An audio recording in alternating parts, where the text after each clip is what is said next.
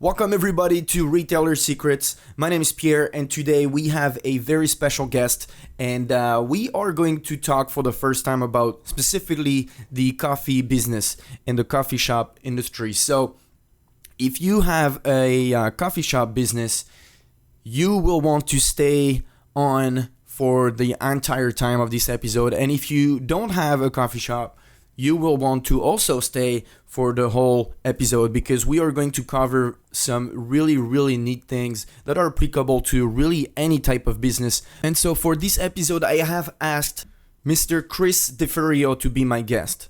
Chris is the creator and host of the industry-leading podcast, Keys to the Shop. His podcast has over 200 episodes, giving listeners insights, inspiration, and tools to grow as specialty coffee professionals. And what makes Chris so special is he is a coffee quality specialist who has dedicated over 20 years of his life to working in and studying specialty coffee retail. In those years, he has seen success in a wide variety of roles, including barista, trainer, industry consultant, conference speaker, and multi-unit coffee operations manager. He is our guest today, and I can't wait for you to listen to this episode. I've just spent the last decade learning the secrets of sales and marketing. And now I have joined a team of experts with the mission to give retailers the best possible tools for their operations. The real question is, with absolutely zero prior experiences in retail, how am I going to bring you the secrets that you need? This podcast is here to give you the answers. Join me as I learn from the best, how retailers thrive in the world that we know today, and follow along as I share only today's best secrets and practices to grow your retail business. My name is Pierre, and welcome to Retailer Secrets. Hey, welcome, Chris, to Retailer Secrets podcast. Thanks for taking the invitation. Thank you so much for reaching out, Pierre. It's an honor to be on your show. Awesome. I'm super excited for this episode. It's the first one that we have that is a little more specific to the coffee shop industry. And I recently, I guess not that recently, but a few weeks back, recorded an episode. Actually, two episodes about from a book that I recently read that was the Starbucks Experience. And so I feel like now I'm an expert about coffee. So I'm going to challenge you probably on ideas. You're an expert. There you are. So I found your podcast, through iTunes. And I was actually telling you just before we started, you were one of the first podcasts that I found in general about retail and having so much depth about helping give practical tools and helping grow the coffee retail business. And so I'm super excited to have you. And I would love to start off with, understanding where you come from and like with coffee shops and how you got to start your journey, I guess, with coffee. Yeah, great question. So my journey of coffee is now in its 20th year. And so that's kind of an incredible thing to say to myself. Just makes me feel really old. But yeah, I found something that I like doing and I was good at. Back in the day when I was about 20-ish, I just liked going to coffee shops. I went to coffee shop to journal and to hang out and to read like a lot of people do. Just a consumer. And I was in school at the time, and I remember just realizing I could taste the difference between the coffees that I was getting on the bar. And they weren't particularly amazing coffees, but I knew I could tell the difference between a Papua New Guinea and a Guatemala. And that was somewhat fascinating to me. And I started to just get into the culture of origins of coffee and the history of coffee. And I was still trying to figure out what I wanted to do with my life vocationally. And one day I was just sitting there and I had this epiphany that I would do coffee. And I just never looked back. And it was as simple as that. It was a passion that I had already. And I pursued a job in coffee in the local coffee shop, actually, in one of the stores that they owned. as a barista, and I got hired, which was even further confirmation for me that I was supposed to be in the industry. And then I got fired. Oh, plot And, twist. yeah, it was a bit of a jarring experience, but, look, as a manager now, having been a manager for a while in the past, I would have fired me too, honestly.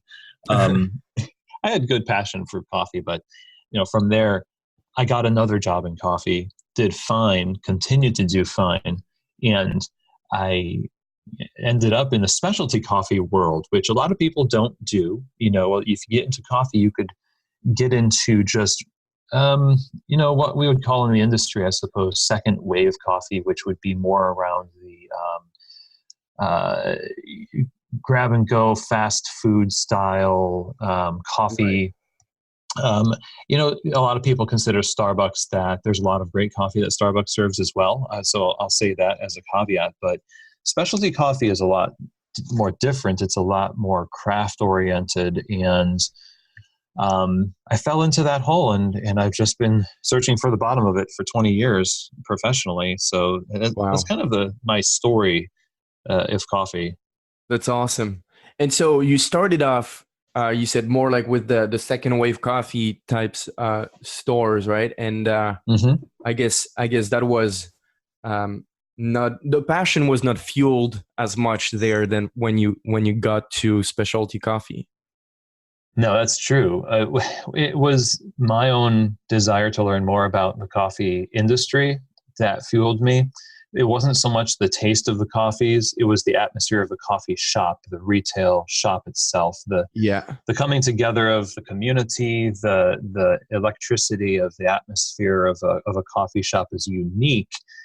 And it was something I was just attracted to, viscerally attracted to. And what I'm talking about. Anybody who has been to a coffee shop that they love has the same experience. Mm-hmm. Specialty grabbed my attention. I got a macchiato, a traditional macchiato, at a place in the Midwest, who was a wholesale account for coffee roastery in Seattle, and it tasted unlike anything I'd ever had before. It was nutty. It was sweet. It was sweet in a way that I had not known coffee could be as an espresso. I ordered 4 more in that one trip. And literally every weekend I would drive about 2 hours to this one place and get five macchiatos over the course of a 5-hour visit every Saturday. Because what I wanted to do was what I know a lot of chefs do, is that you want to get the flavor in your soul. You want to get the experience and that taste, so you have a benchmark for what you're shooting for just deep down inside of you.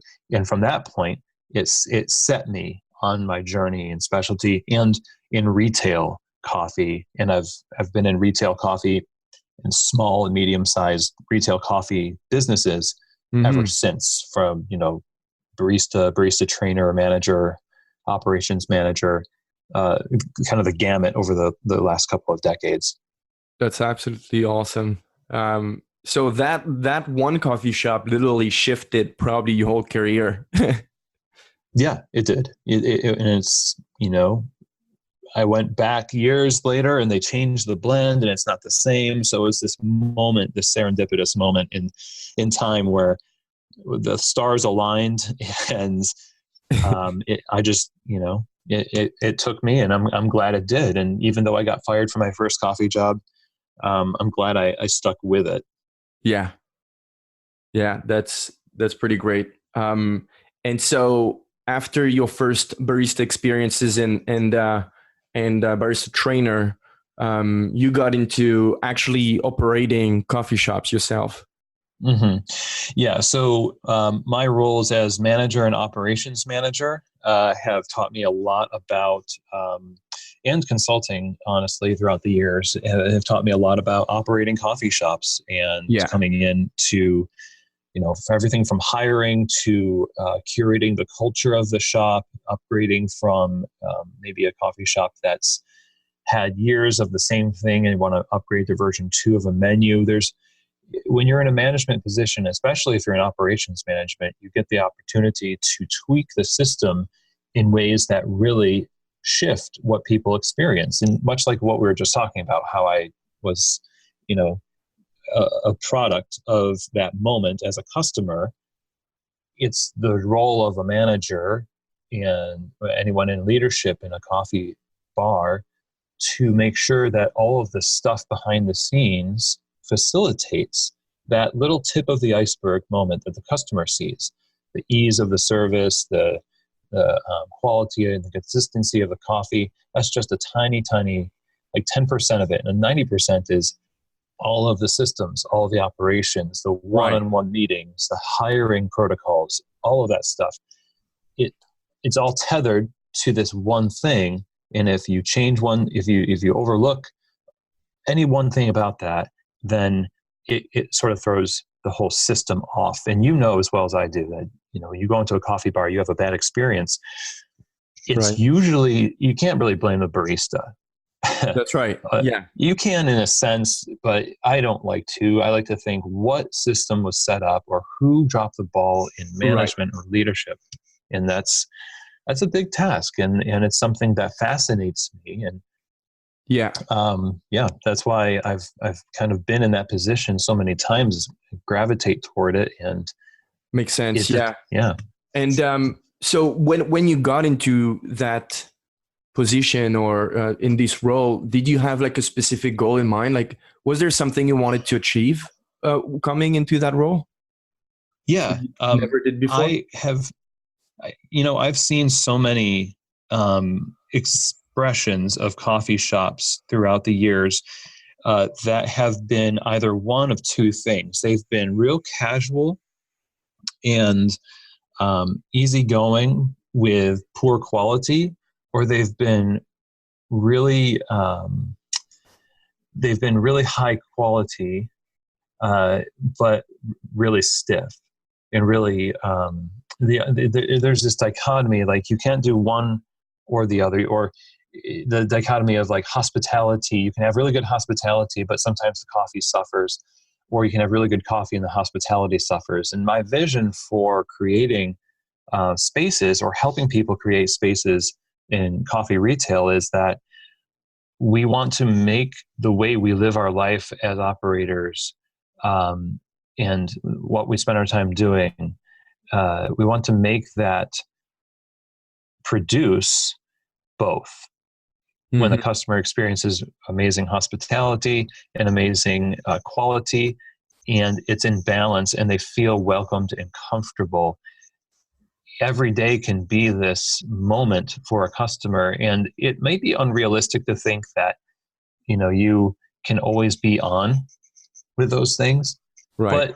But I think what motivates me and my goal in my podcast and my consulting and in my past positions has been, I'm always taking a look at things. You always want to see what can be improved.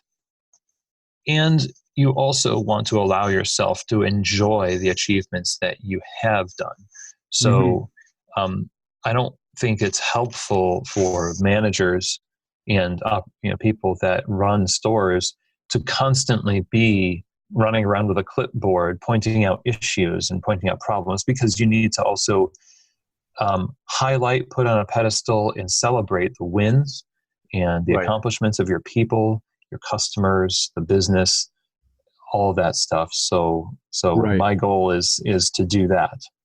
And I'm like, I know, like you said, like coffee shops are such an experience retail.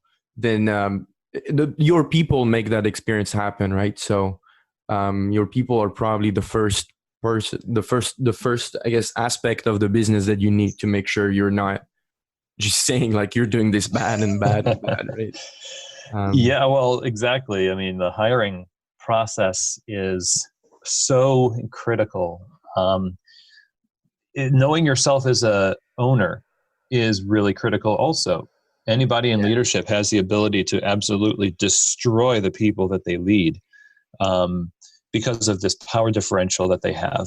And they can create toxic work environments easily just by not being self-aware. And you start there, right?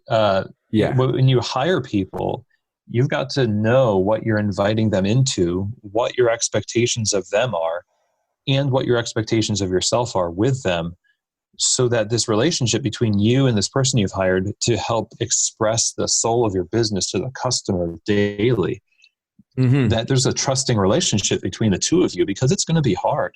There's going to be crappy customers.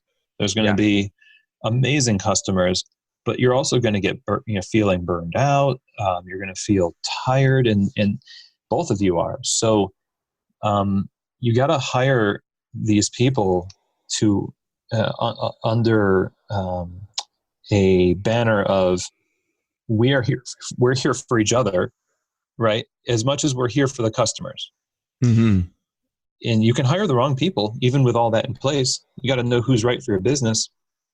But people just make a lot of bad decisions about hiring. And then they make even more bad decisions about how they treat the people that they hire. And then you get the whole, overused trope of the snotty barista looking down on the customer, or just being sullen and angry all the time. There's usually a lot more to what's going on behind the scenes than just, oh, this barista's, not nice. Yeah. It's usually more complicated than that when you peel back the layers. Yeah, that makes total sense.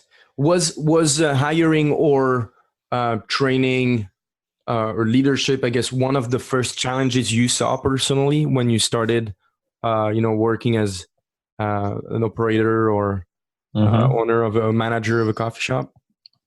Yeah. In fact, I have a story about that, which, and this was from a training perspective. When I was first given a leadership role, I have a very strong personality.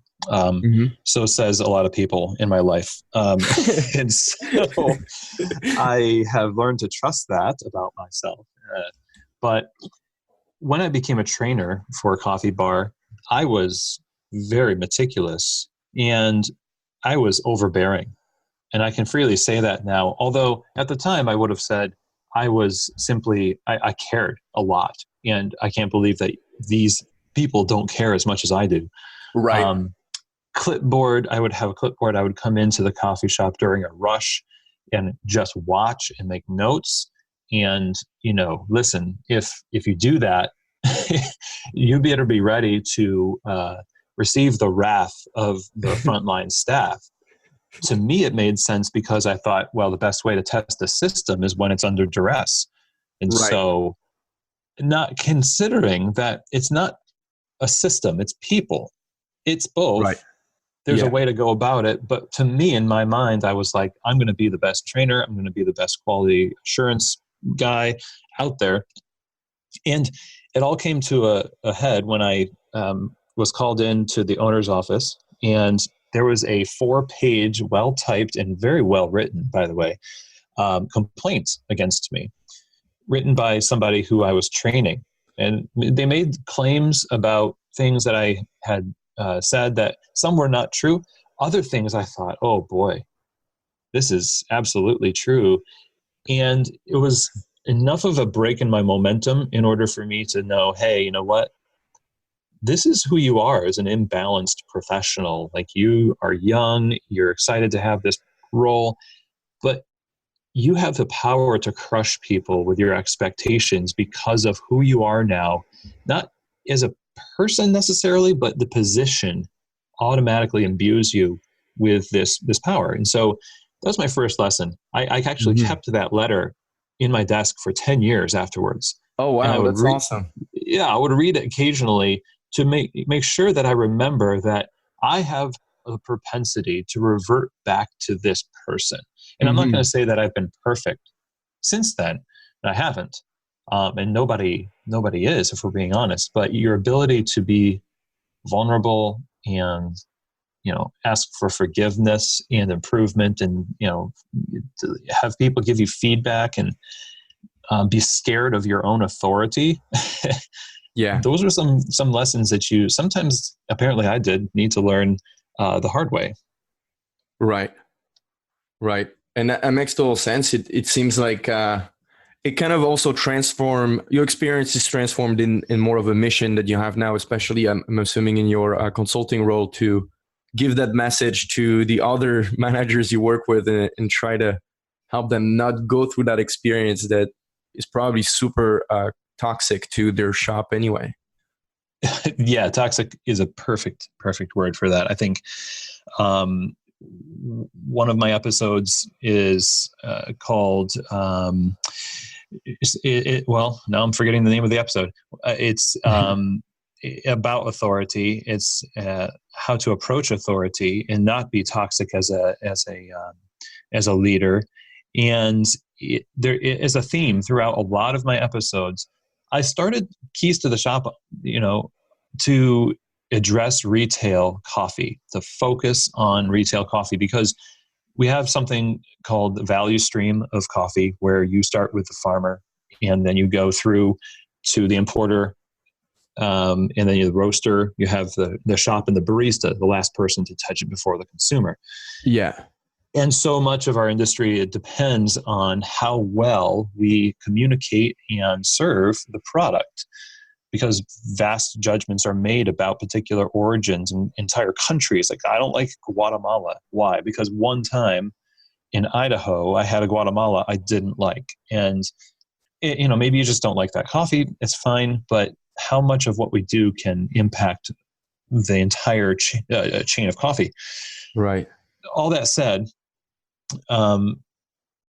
what you do as a manager, and it really is kind of a thread through the podcast.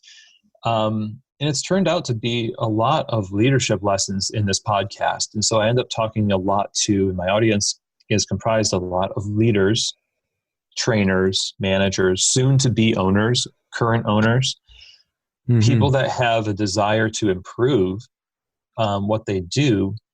And so, hey, I want to present a topic that allows you to avoid the pain of what somebody else went through in losing too many employees, maybe a full shop turnover of employees, for example, because it was just a toxic work environment.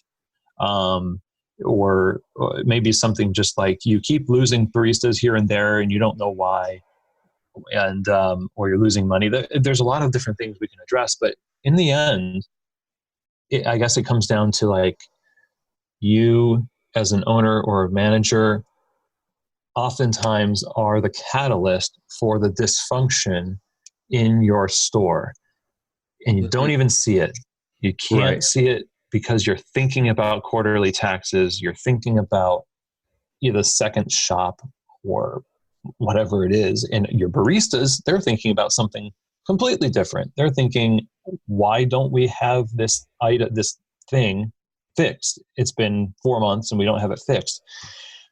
There's two camps that are kind of warring against each other. And I view my podcast, and a lot of what I do is to try to mend that gap and not just address systems, but also address temperament and, approach to leadership that owners have that can really create unnecessary turnover and bad blood between the two camps.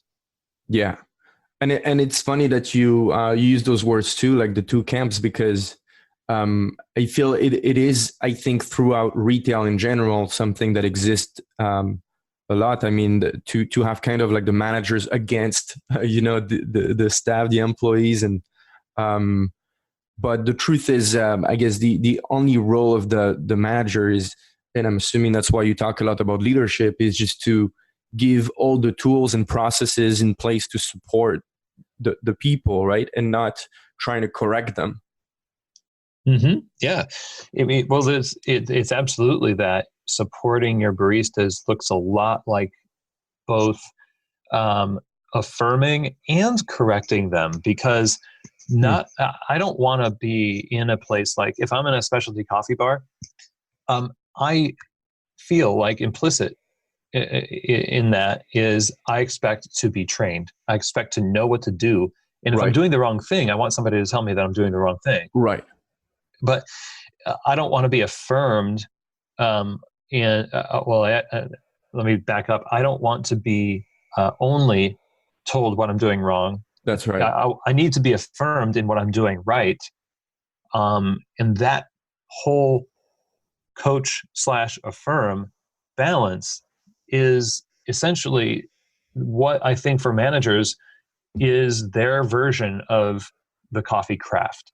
So as a barista, you're making coffee, you really want to craft that coffee perfectly for the customer every day. And a lot of managers end up off the bar, they're doing admin work, they have a hard time because they used to want to, they're into coffee and now they're making schedules, they're having one-on-one meetings, they're doing inventory, and they have a hard time connecting meaning to those things. Yeah. But you're supporting your baristas in their ability to do their jobs well by those things. And so you need to connect those two, and view it as, if I can be specific with my affirmations and constantly encouraging and upholding standards at the same time, then you're giving people what they need. That's not just a barista's need, it's a human need. Mm-hmm. I need to know what my place is in the world. That's right. Where I'm going. Somebody tell me that I'm wrong. Somebody call me on my crap, please. Yeah. But also just don't only do that. Yeah, definitely. And I mean, there's no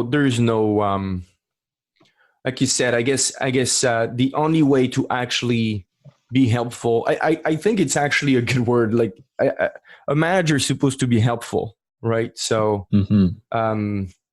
not just calling people on what they do wrong is such a small part of it all. What's the first thing that you look at coming in a coffee shop as a consultant? I look at how the staff carry themselves throughout the shift. That's the first thing I look at. And along with that is almost, this, not the second thing, but right along with that is, how do the owners or managers interact with the staff? And that will tell me a lot about what has happened to encourage that. If it's people that are talking to each other about the work, like, did you get the windows? Like if it's the end of the shift, did you get the windows Windexed? Okay, I'll do that. If you want to do the bathrooms, we'll do that. And they're heads up and they're smiling and they drop what they're doing to serve a guest, even though they just talked about going to wash the windows. They have direction. They know what's expected of them. They know the priorities of serving the customer. That's just that one scenario. Right. But in a lot of places, there are people that just have their phones out. They have inside jokes going. Managers are sometimes even in on it, Mm-hmm. People are ignoring work and they'll try to shove all of their side work into 1 5-minute period right before they have to go and bounce, Right. And so I look at that and I say, as a customer, it communicates something to me about how much they care about my experience or how likely they are to actually take into consideration my requests or feedback. Right. Which as well as I do, feedback is so important, but mm-hmm. most people don't want to give it because there's no platform for it. The face of the barista says it all. Don't come to me and talk to me. Right. Just take your drink and go. Sometimes a manager that's frazzled is the same way. They're out to defend their baristas at any cost, even if it means ignoring contextually legitimate complaints. So this, that's it, for lack of a better way to put it, I guess. Is there a war between the customer and the coffee bar? Right. And so that's the first thing I look at. And from there, I like to dissect, okay, well, what's causing this? And just kind of dig deeper and observe as much as I can. There's 3 things that I like to call sort of the 3 pillars of a coffee bar that my consulting focuses on. And that's the operations, mm-hmm. just the systems that make sense no matter what coffee bar you're in. You need to have good systems. Mm-hmm. People, what kind of emotionally intelligent systems do you have in place to make sure that people are cared for, like we were talking about before, affirmed, coached, etc. And then there's the quality of the coffee itself and the Right. sandwiches or the shop's cleanliness or the bathrooms, all that stuff. So you cover everything with those three pillars, and we can kind of dissect from there. Like, is this a systems problem? The reason why baristas are having a hard time serving guests, is it a systems problem? Is it the owner who's just not used to or never has led people, and this is the first time around for them, so they're Right. just stepping on toes all over the place? There's lots of things. Yeah. And I have a feeling that in most cases, the coffee shop, the manager, or the coffee shop you're taking on for consulting is expecting some work on operations and systems, and the problem and what you end up working the first on, or the most time on, is actually people. Such a great observation. I was Yeah. like, is he going there? Is he going there? Yes, he is. That's exactly it. That's the foot in the door for a lot of consulting, is the fact that, hey, we need standard operating procedures is a big one. Okay. Yeah. I give some talks at Coffee Fest trade shows on things like management, but also standard operating procedures. It's an easy way for people to admit that they have a need for something, because it doesn't feel personal. That's right. But then once you're there, you're like, you have pretty good systems, actually. And we can tweak these and make them even better. So check right there. That's awesome. I hope you're satisfied with that, because we can do what you hired me to do.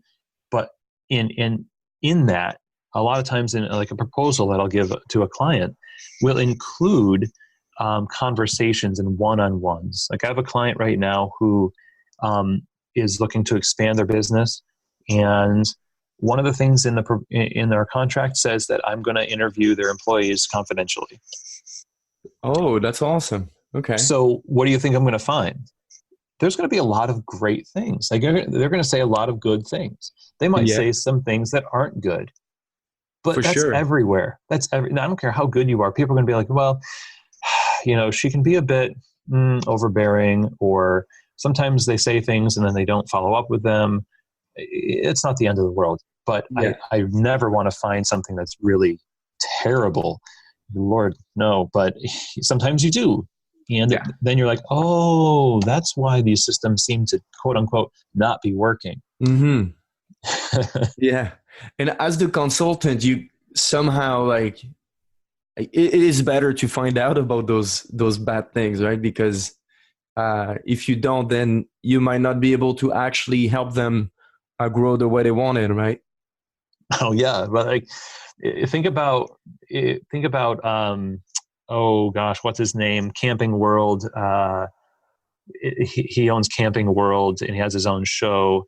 Yeah, I don't know. Well, he basically invests his money into failing businesses, Okay. and then he invests his money like $250,000. He's part owner now. He's the boss. I'm going to think of the name halfway through here, but I'm going to find it. Marcus. Oh, Marcus Lemonis. Lemonis? Oh yeah. Okay. Yeah, for sure. Yeah. Oh, I love that show so much. And Profit something? The Prophet. Yes. Yeah. Thank you. It's something Profit. It's amazing how he has the know-how. He has the prescription for their problems as they lay them out.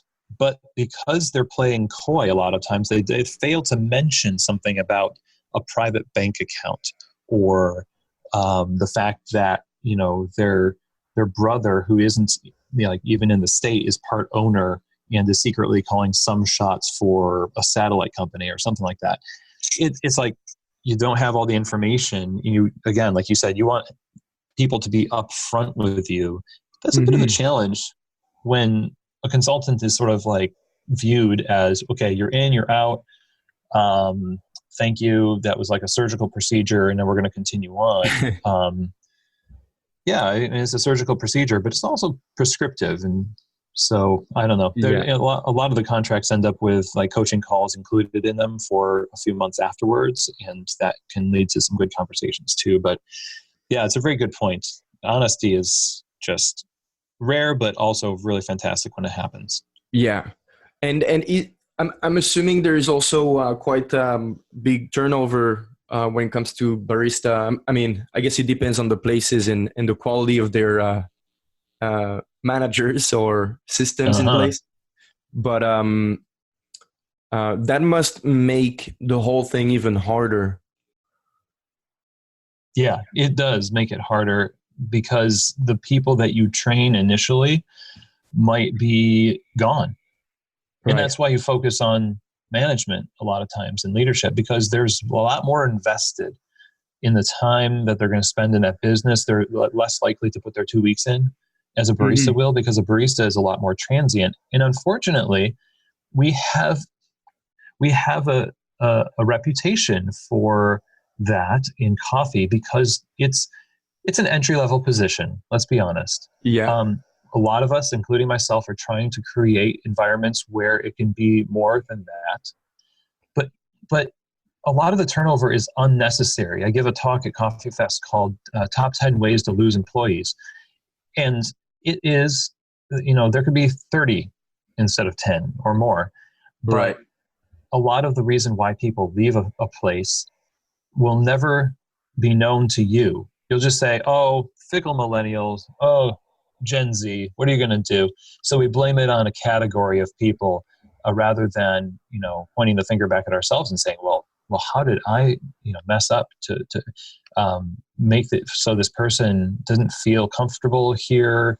And, obviously work isn't comfortable, but there's a such thing as a feeling secure in your work Hmm. that shouldn't be looked down on by leadership, who like to think of themselves often as like uh, Navy SEAL commanders or something like. uh, yeah, the turnover part is not great. There's a coffee shop recently in Seattle that has experienced a walkout of their employees due to a just confluence of a bunch of things at once that usually you don't see people walk out like that in mass. You see them walk out the door individually as they have other job offers or they're just moving on, quote unquote, but they never will tell you why they're moving on. It's happening all over the place. Hmm. And we might always have a transient workforce just by nature of the fact that it tends to be a younger workforce and they have other plans for their lives. The goal, though, is even if that's true, we should invest more into them because I want us to train future generations of leaders in other industries with good examples of leadership and management in these jobs that they have when they're younger. I Right. would, Yeah. so it makes Yeah. sense. Definitely. Give them good standards. Mm-hmm. Yeah. They'll be great customers and dentists and, librarians and whatever else they become. Yeah, no, absolutely. Absolutely. I mean, retail has the beauty of retail, I think is really shaping neighborhoods and people's daily life, right? And this is even more true when you take positions like this that are definitely, the local students and the people who live around you. And so those people will have a bigger place in the very, very near future in that same community, in that same neighborhood. And so it is such an important role, I guess, just above running a shop or a store, right? Yeah, it is. It is a very important role. And it's viewed as kind of for some people, it's viewed as a throwaway role. Like, why would I invest so much into people who aren't even going to be here longer than 2 years? Mm-hmm. Um, you really, honestly, the jokes write themselves here because now you're complaining about turnover after you've already come at it from that perspective. So I don't know. Yeah, that makes total sense. Hey, what's some of the pitfalls you see happening? The most common pitfalls you see in coffee shops. Hmm. I would say the most common pitfall, beyond what we've already talked about, would be Yeah. a mindset of kind of sort of an insular mindset where you focus on everything behind the bar, but you ignore the guest experience. Right. And you have good reasons to, in your own mind, you have good reasons to, because we're super busy, or we whatever you can fill in the blank with. Say, I didn't pull the stock forward because, right, and Yeah. it in the end chips away at the guest experience until to the point where somebody will make a Yelp review about it. A dirty table, like, okay, there are dirty tables in the world, but if there's a consistently wobbly, sticky, dirty table in your shop every day that doesn't get taken care of because we think we don't have time to step out from behind our comfort zone, and everybody has it. It doesn't matter what kind of retail you work in. You have a pattern that you walk in, that you're wearing into the carpet, that you favor over others. And wherever you don't go, that gets ignored. So we have to sort of interrupt that pattern and say, Yeah. what can we do to get fresh eyes as owners, managers, and baristas? Because a lot of times, let's say that you are somebody who is a barista or as just a retail worker, have an eye for these things. Give yourself permission to just invest in leading that thing, even though you're not getting compensated for it. Mm-hmm. And the reason I say that is because, yes, you are doing more than what's expected of you, but you're investing in yourself where other people are refusing to invest into you, and you'll be better for it in your jobs later as a result.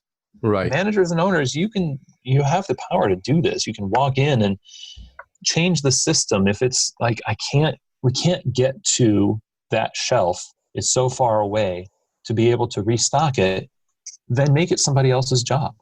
Change the checklist on the sheet, assign it to somebody else, tweak the system to make it possible to do the things necessary to care for the entirety of the experience. But in coffee, we tend to just sort of craft coffee behind the bar, and then there's this force field that causes us to just not venture very far beyond that point. And Yeah. that's one of the things I think is key. Yeah. Do you find there, like, what's the reason behind you think wanting to focus so much on more of like the operations and kind of forgetting about the customer experience? I feel like a lot of the time when you just get started, you put so much attention to trying to get people in the door and make sure they have an amazing experience so they come back. And I see in a lot of cases where retail owners want to kind of get to the next phase of growth and want to see maybe open a second shop and do all of this. And so they focus so much on systems because they don't want to waste all their time and now they're just suffering so much on the on the experience side. That's a really good question. I think that you and I were talking before we started this interview about podcasting and the work that it takes to produce a Yeah. show. And one of the things that I was mentioning was that, over time, it just becomes a part of what you do. Right. And it's not as hard as when you first start out. It's like, oh my gosh, I'm going to do this for how long? And, and you don't think about it much anymore. Yeah. And you benefit from that compound habit formation, right? Mm-hmm. So it's to link that back to what you're talking about here. We like to think that we can do something once and then step away from it cognitively and let it run itself, Right. whether it's people or systems. And so if Yeah. we've conquered the customer avatar, like my customer is a 32-year-old woman who is professional, et cetera. If we conquered that, we know, I'm getting like good numbers and I've got our customer service down. We're just going to move on from there to conquer the next thing and the Mm-hmm. next thing. and tell ourselves, I think, the lie that we can completely sever any attention from what was in order to focus on what can be. Mm-hmm. And I think that's wrong. I think first of all, we have a lot more potential than we imagine to be able to hold things in suspension into what I call a spider web, essentially. I talk about this with baristas. You put out the feelers into the coffee shop, so when one part of the spider web moves, the spider knows it. It's attached to it and knows it's attached. Right. As an owner, as a manager, you can do that too. You can have your line of communications and your platforms for feedback and your relationships and your systems set to the point where you can feel what's happening in store one while you're working on the build out of store two. If you don't have that, this is just a classic example. Everyone at store one feels like, oh, well, now since the new baby arrived, I don't get any attention.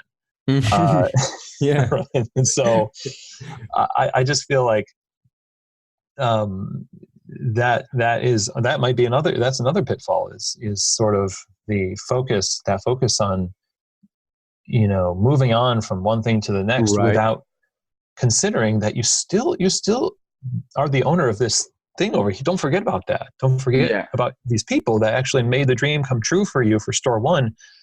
Because you're so excited, focus on and be a little bit, have some trepidation about how you could sort of cut off the nourishment to this thing.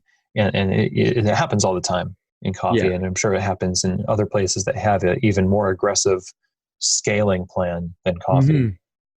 Yeah, I think I relate a lot with what you're talking about. I mean, in even not in retail specifically. Like we run a software business too, and like all the parts that come in when it comes to just lead generation, and then sales, and then delivering, and then support, and then all of this. It's more of an accumulation of habits than an accumulation of tasks that you just delegate, right? You want to really build them as habits, and then maybe give those habits to certain people and departments, but you want them to be recurring tasks, I guess, and not just a one-off thing that then you forget about. Yeah, that's absolutely perfect, because I have to eat every day. I mean, I could skip a meal, right? I could, right? And I do oftentimes, on bar mostly. But, you need to eat to live, and you need to drink water to live. And these are habits that we've accepted. I think it's time that we start, I'm talking from a coffee perspective, but, wherever you're listening in the context it applies, elevate some of these things to food and water status, and make them a little bit more on that level, and it'll start to become easier to see how they bring vitality to your business. But we do have the habit of like really hunting for those things that we can just cut, and I don't have to do this anymore. We want to automate everything. It's good to a point, look, fine, automate some of your social media. That's fine. Automate, you can use technology like your business for inventory and, the counts that you need to do. Yeah. But you don't want to lose touch with the items. You need to still have that. That's right. Yeah. And actually, you touched quickly social media, and I guess the online world.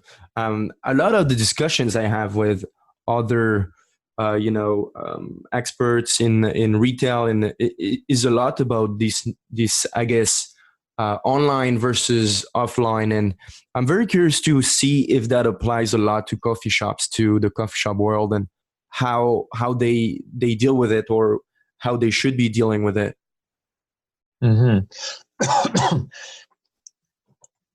I feel that your online reputation and your online persona is the first thing that people will get to know before they walk into your shop today. Right. That's, I think, just accepted. Yeah. Instagram is probably the most important platform for a coffee shop at this point. Mhm.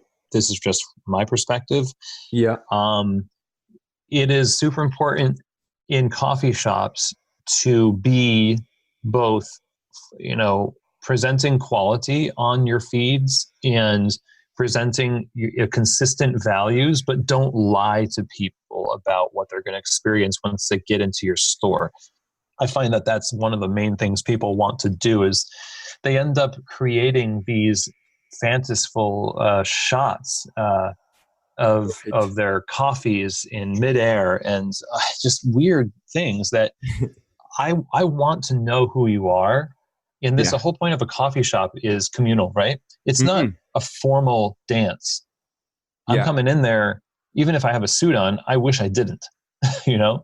That's right. So when I'm on Instagram and I see like these manicured the shots of coffee bars, if that's what it looks like in the coffee bar, that's fine. Yeah. But if it's only that, then it really seems disingenuous. That's what Instagram stories are for, in my opinion. Just a little Yeah. bit more casual and more real. And then when people come into your shop, they can connect those two things. Mhm. And vice versa too. If you go into the shop, you're going to be more likely to follow somebody on Instagram. It's just another form of connecting with your guests and your potential guests. Right. Offering specials too, and people are afraid of this sometimes in specialty coffee. They're afraid of offering specials and in selling on their Yeah. Instagram feeds, and I understand that. However, you are also a business. Mhm. Absolutely. People don't expect to get things for free, so that money is something you could include in your Instagram account. Like, it's just stuff like, we're going to have a buy one get one, or Yeah. just today only. We have this on tap, offer menu stuff that's very specific, and don't make it just highly curated, high culture stuff. Mhm. Keep yourself grounded. No Right. pun intended. It's and it's almost the opposite, right? I would always advise. I mean, my trade is in marketing. I'm a marketer. I love marketing. But Mm-hmm. one thing that we've seen is and such an amazing opportunity for local businesses, specifically coffee shops, which, like you said, is communal. Is using platforms like Instagram is such an opportunity to be used as they say. YouTube is a place where you have a show, and Instagram is more TV reality. And Mm-hmm. so you want to film the raw, not embellished what's happening in your store or coffee shop, because you're not trying to get somebody who lives in Russia to come to your store. Like, you're just trying to build rapport with people who live around you, and Yeah. get them to know you, and so that they keep just coming back. So it's kind of like a great opportunity to have, you want to follow the stories of this shop, and because next time you go, you can talk about it. And it's just, I see it a lot like Friends, which is like the show, and they always are at the coffee shop, and you can have so many every day something happens, and you can, there's no plan really to have to know what to post about, and all of this. It's just truly just a story of the day, and people Mm-hmm. love to know those things. Yeah, it is. And it's what we want. We want to connect Yeah. with other people.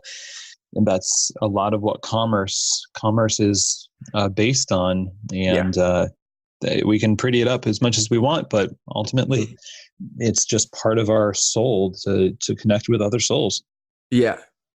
Did you find do you find a lot of coffee shops actually get into embellished Instagram photos and stuff like that, just for the sake of, I guess, this culture of having nice photos on Instagram? Oh yeah. Yeah, sure. I think that's just, we want to know what to do. And when we find the formula, we apply it. And the hard work of kind of becoming authentically you and what my friend Joshua Boyd says, like, find the rhythm of your heart as a business owner. Mm-hmm. It's harder than just going to a seminar or saying, well, what's this coffee shop doing? Let's do that because they're successful. It just doesn't work. It doesn't work as easily as that. Yeah, yeah, definitely. I would love to touch on maybe a few shortcuts or advice that you would have for, I guess, new coffee shop managers and owners. What would be some of the advice you would give them to kind of help them shortcut their success, like growing a successful coffee shop? Well, shortcuts. Geez. After we just talked about like the not shortcut stuff. Exactly. So yeah, shortcuts might just be here's one. Okay. It might take you longer to grow as a professional and grow a good business if you don't learn lessons about self-awareness sooner than later. I'd say that's a shortcut. Yeah. Invest into knowing about yourself and into developing platforms for feedback early on, because it'll save you a lot of money and time. And if you can manufacture within yourself the bravery to be vulnerable and open from the get-go, then again, I view that as a shortcut. And I'm not saying, building a business, it's not like there aren't shortcuts that you can do in terms of your scheduling or like using good scheduling software and things like that. Those things you can find on the internet. What you can't find is the mystery of you as the ultimate catalyst for function or dysfunction. So as soon as you can start, then do. Please learn about yourself, and from there you'll find things go a lot easier.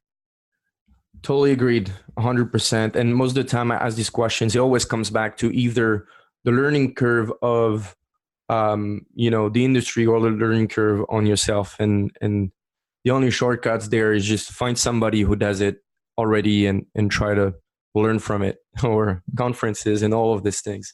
And you're definitely one of those people who can help, who already has been through things and already knows kind of, what most likely you'll need to work on. So that's definitely an advice to give everybody, is to look for people like Chris. Who is your Chris? Yeah, who is your Pierre? You're doing fantastic work with your show also, and thank you. Yeah, hey, finding mentors is perfect. Yeah, no, definitely. What is something you're currently working on, or where people can learn more from you? Currently, I'm just working on creating more content in my podcast to help owners, and I don't have any huge new projects coming up. I'm continuing to build the consulting through Keys to the Shop. I'm pushing a little bit more accessible phone call conversations with people and consultations, but those are sort of my that's my rhythm right now, is the podcast and the consulting, and from there's lots of adventures that await, and hopefully a lot of great stories to tell of great coffee bars being helped. Absolutely. Where can people go to find more about you?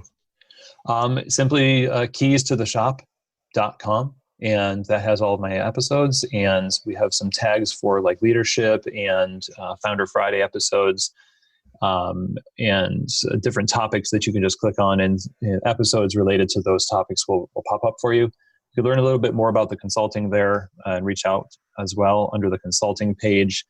And also, Instagram, like we've been talking about. Keys to the Shop is the name on Instagram. So I'd encourage you to follow me there and subscribe to the show wherever you get your podcasts. That's Keys to the Shop all around.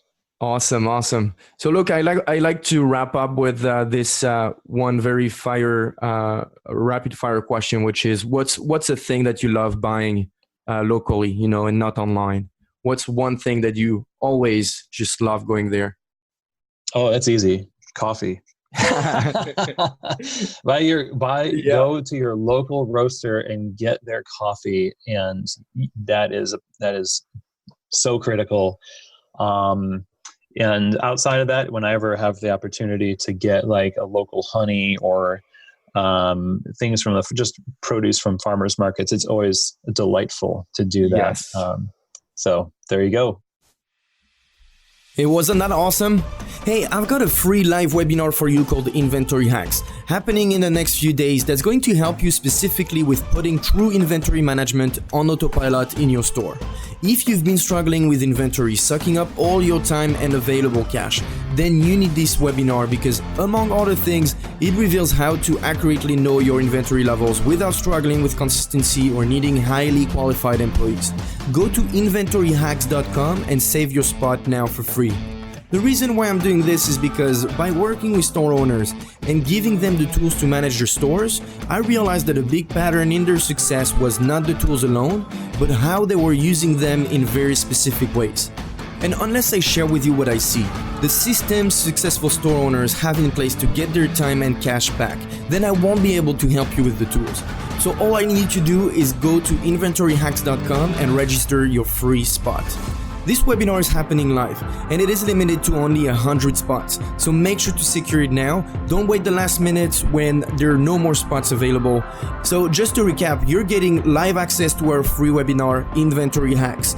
This will help you implement true inventory management on autopilot in your store, including how to accurately know your inventory levels without struggling with consistency or needing highly qualified employees. Just go to inventoryhacks.com and save your seat now. I will see you on the webinar.